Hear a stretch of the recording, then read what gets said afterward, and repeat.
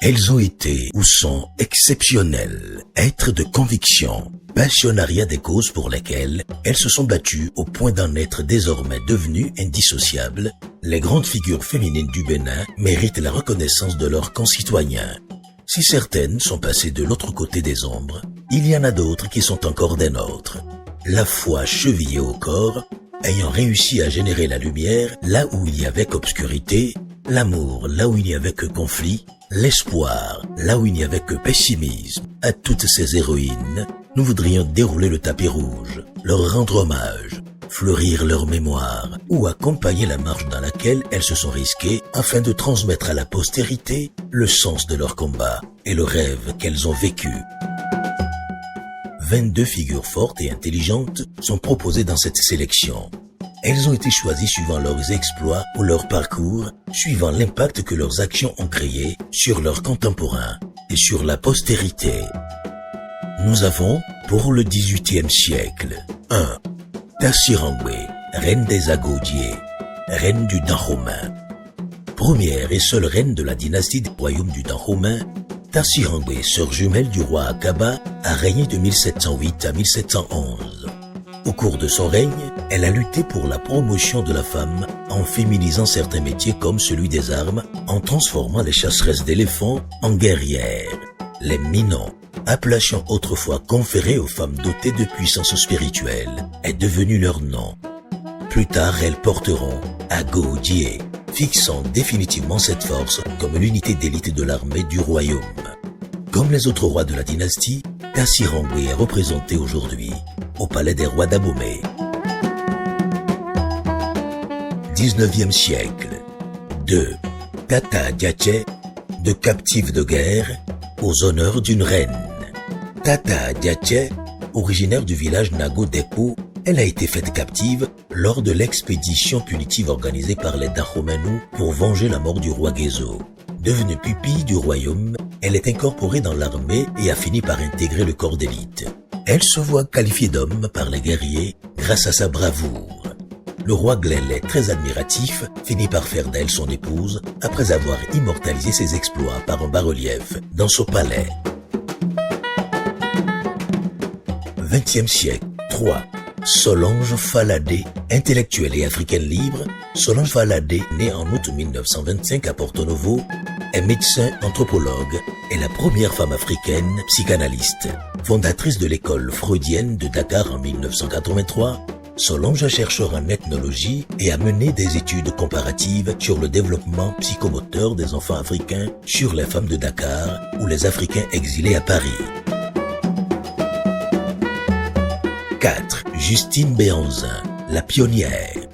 Petite fille du roi Béhanzin, Justine Béhanzin est l'une des toutes premières béninoises à se lancer en politique et une figure de proue de la lutte des femmes pour l'indépendance au Bénin.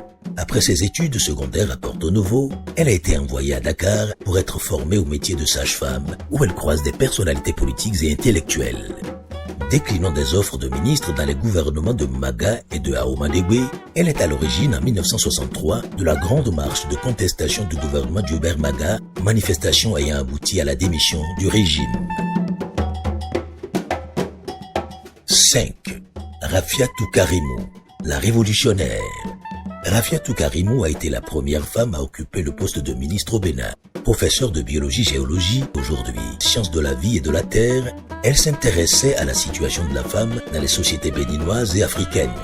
Elle a été à la tête de l'Organisation des femmes révolutionnaires du Bénin, OFRB, une institution qui, avec l'Organisation des jeunes révolutionnaires du Bénin, OJRB, constitue un organe de mobilisation, de veille et de conscientisation des femmes. 6. Rosine Vieira Soglo, première dame de fer. Rosine Honorine Vieira Soglo, avocate de formation, est la première dame de l'ère du renouveau démocratique. Elle a créé la fondation Vidolé pour soutenir la microfinance aux femmes, développer un programme d'assistance aux familles nombreuses, venir au secours des enfants en situation difficile. Femme politique, elle a créé et dirigé le Parti de la Renaissance du Bénin pour soutenir son mari et a donné avec lui une image moderne du couple au Bénin. Son engagement en politique est resté sans pareil. 7. Grâce Dotou, la comédienne pédagogue. Fille d'une famille de notables de Porto Novo, Grâce Dotou est une institutrice. Admise à la retraite, elle crée avec Marceline Abor la troupe théâtrale Qui dit mieux, exclusivement constituée de femmes ayant eu du succès dans les années 90. Parallèlement à la scène théâtrale, elle a créé un centre où elle formait les femmes à la collecte, au traitement et à la transformation des sachets plastiques en sacs à main, porte-monnaie, poupées et porte-clés, etc. 8. Vivi l'International, la colombe de la chanson. Vivi l'International, à l'état civil Victorine Agbato, est couturière de formation. Entre maternité, occupation couturière, petit commerce, elle interrompt à plusieurs reprises sa présence sur scène. Toujours fidèle au gospel, elle élargit la thématique de ses chansons à la paix et à la concorde, dont elle devient le chantre. 9. Marceline Abor, la comédienne époustouflante. Actrice béninoise la plus populaire de l'histoire du théâtre du Bénin, Marceline Akinosho Abor est autodidacte et comédienne de talent. Elle a intégré la troupe Qui dit mieux de sa belle-sœur, Grâce Dotou. Puis, en 1992, crée sa propre compagnie, Les Échos de la Capitale. Cette troupe devient populaire grâce à Marceline, sa figure de proue qui campe des rôles de femmes acariâtres, d'épouses insupportables, de grand-mères odieuses, caricature des femmes qui, de par leur position familiale, abusent de leur pouvoir et du respect qu'on leur voue. 10. Béatrice Aïe Aguessi, la scientifique discrète. Titulaire d'un diplôme de gynécologie obstétrique, Béatrice Aguessi est la première femme gynécologue d'Afrique de l'Ouest. Ayant fait une spécialité en stérilité, en planning familial, elle introduit au Bénin la méthode Norplan, qui permet aux femmes de contrôler leur fécondité par une injection sous la peau d'un bâtonnet contenant de la lévonorgestrel. Soutenue par le Fonds des Nations Unies pour la population, Béatrice Aïe a popularisé cette méthode, devenue l'un des moyens les plus utilisés par les Béninoises pour le contrôle de leur maternité. 11. Thérèse Ouamwa, la militante éternelle. Née à Diakotomé, Thérèse Ouamwa est une femme politique, militante du Parti communiste du Dahomey, PCD. Elle a mené d'intenses activités contre le régime du Parti de la Révolution populaire du Bénin, PRPB, dans les années 80 et fut contrainte à la clandestinité. Considérée comme une militante éternelle contre les violations des droits humains et les droits des travailleurs, elle est également commerçante au marché Misebo.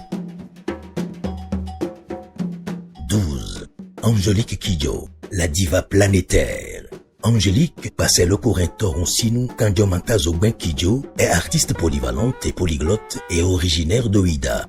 Développant un talent pour la chanson et pour la scène, Angélique est l'une des femmes les plus charismatiques au monde, ayant réussi à imposer une musique où les cultures béninoises sont souvent présentes dans leur patrimoine les plus significatifs. Elle est 5 fois lauréate des Grammy Awards et la seule star africaine à avoir reçu ces distinctions. Ambassadrice internationale de l'UNICEF, elle est également présidente de la fondation Batonga pour la scolarisation des filles. 13. Élise Achanouin, la pharmacienne au grand cœur. Élise Ablavi Achanouin est née à Cotonou d'une famille modeste. Après ses études secondaires au Bénin, elle opte pour les études de pharmacie et s'inscrit d'abord à Dakar. Elle poursuit à Montpellier puis à Paris 11, où elle obtient son diplôme de pharmacienne en 1972.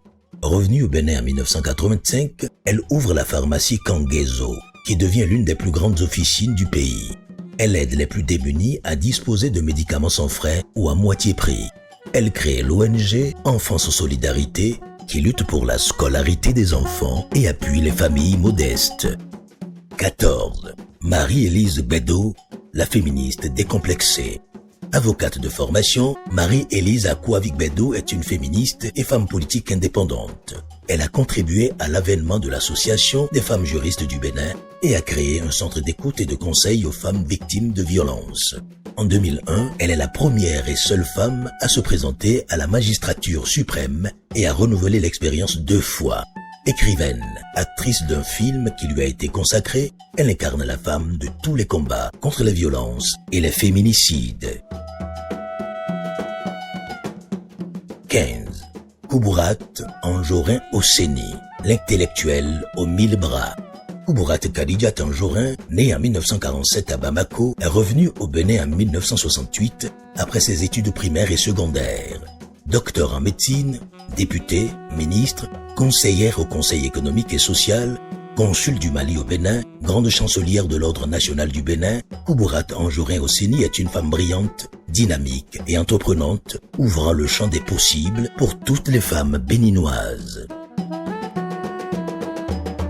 16. Géraldine Faladé, la journaliste panafricaine. Journaliste et écrivaine béninoise, Géraldine Faladé a été formée en France et s'est lancée dans la profession avec le magazine La Vie africaine à Paris en 1958. Elle a travaillé à l'Office de coopération radiophonique, au CORA, futur RFI, animant quotidiennement le journal et devenant la grande vedette de la radio. Elle a ensuite participé à l'essor de la presse africaine par la formation qu'elle a donnée aux journalistes de différents pays et s'est imposée comme grand reporter des événements qui ont marqué l'histoire africaine. 17. Elisabeth Kaïssan Poyon, la Dame de Fer. Juriste et constitutionnaliste, Elisabeth Poyon, née Koué, est la première femme magistrate du Bénin. Première femme membre de la Cour suprême, première femme membre et présidente de la Cour constitutionnelle. Sa rigueur à appliquer la loi lors des consultations électorales lui a valu d'être appelée la Dame de Fer, parce qu'implacable malgré les menaces, intimidations et hautes pressions des hommes politiques. Grâce à cette décision, les Béninois qui ne savaient pas à quoi servait cette institution découvrent la Cour constitutionnelle, apprécient ses décisions et la reconnaissent définitivement à sa juste valeur. 18. Germaine Acogny, la danseuse à la semelle de vent. Germaine Acogny est une figure précieuse du monde artistique. Après sa formation à Dakar, où se sont installés ses parents, elle découvre la danse classique et contemporaine en France. Devenue enseignante et formatrice, elle crée l'École des Sables à Dakar, centre de référence africaine et mondiale de la danse, où les étudiants venus du monde entier reçoivent un enseignement traduisant les interinfluences des danses et expressions des traditions chorégraphiques de l'histoire et du monde. Lauréate du Grand Prix de l'Académie des Beaux-Arts en chorégraphie, chevalier de l'Ordre de Mérite et officier des Arts et Lettres de la République française et chevalier de l'Ordre national du Lion du Sénégal. 19. Rabiatou Ali Badirou, l'opératrice de fées, femme d'affaires. Rabiatou Ali Badirou est une femme d'affaires spécialisée dans le textile. Partie en France pour ses études, elle intègre l'Institut de recherche et d'action commerciale IDRAC de Paris après l'obtention de son baccalauréat en technique commerciale au Bénin. Elle crée sa propre société, La Perle Noire, en 1989. En 2007, son entreprise initie les Journées du textile avec les volets colloques, expositions, défilés de mode, concours, afin de donner plus de visibilité à la mode africaine. Depuis, ces rendez-vous sont devenus périodiques, faisant de ces moments des espaces de promotion et de valorisation du textile et de la créativité africaine. Mariée et mère, elle investit dans les campagnes de sensibilisation sur le microcrédit et finance des projets de femmes. 21e siècle, 20. Marie-Cécile Zissou, la passionnariat de la culture. Marie-Cécile Zissou est une historienne de l'art et une entrepreneure dans l'art. Elle crée en 2005 la Fondation Zissou qui œuvre pour la promotion et la valorisation des arts du Bénin et d'ailleurs. L'Institut initie des activités pour faire converger vers le Bénin les grandes figures des arts visuels, développe avec les mairies des partenariats en implantant des bibliothèques et des espaces de loisirs pour les enfants. Depuis 2021, Marie-Cécile Zissou est à la tête de l'institution prestigieuse de la Villa Médicis en Italie. 21. Noélie Yarigo, la guéparde insatiable. Intrépide Amazone, Noélie Yarigo est une athlète spécialiste des 800 mètres et du 1500. Détentrice de plusieurs records nationaux dans les deux disciplines, elle poursuit sa carrière en France et à l'international en devenant une des athlètes du centre d'entraînement et d'éducation en athlétisme avec le club de Blois sous la direction de Claude Guillaume. Les performances suivent avec des avancées, notamment dans différentes courses à l'international. Elle bat le record de France et remporte la médaille de bronze dans les mondiaux aux 800 mètres en salle à Glasgow. 22. Isabelle Yacoubou, la basketteuse au bras de liane. Isabelle Yacoubou, lanceuse de javelot, envoie un jour au club de Tarbes, en France, une vidéo la montrant en train de jouer au basket. Elle est certes lanceuse de haut niveau, mais c'est en basket qu'elle veut devenir professionnelle.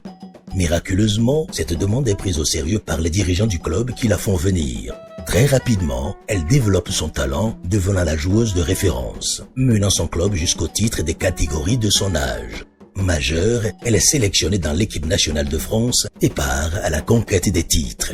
Plus grand palmarès du basket français, 147 fois sélectionnée, Isabelle Yacoubou cumule en club 7 titres nationaux et est célébrée aussi bien au Bénin qu'en France comme une des plus grandes stars de sa discipline.